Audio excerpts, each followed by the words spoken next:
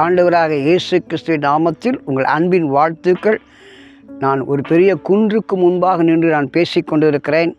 இந்த குன்று பார்ப்பதற்கு விகப்பமாகவும் இது எப்படி உடைக்க முடியுமா என்கிறதான ஒரு அங்கலாய்ப்போடு நிற்கிறதாக நம் உள்ளத்தில் உணரலாம். ஆனால் வேதம் சொல்லி குன்றுகளை தவிடுபொடி ஆக்குவாய் என்கிற வேதம் உனக்கு ஒரு வல்லமையான அபிஷேகத்தை வார்த்தையை தந்திருக்கிறார். அந்த வல்லமுள்ள அபிஷேகம் இப்படி பார்க்கப்பட்ட குன்றுகளை உடைத்து தெரித்து போகத்தக்கதான கிருபைகளை வல்லமை தருகிற தேவனாக இருக்கிறார்.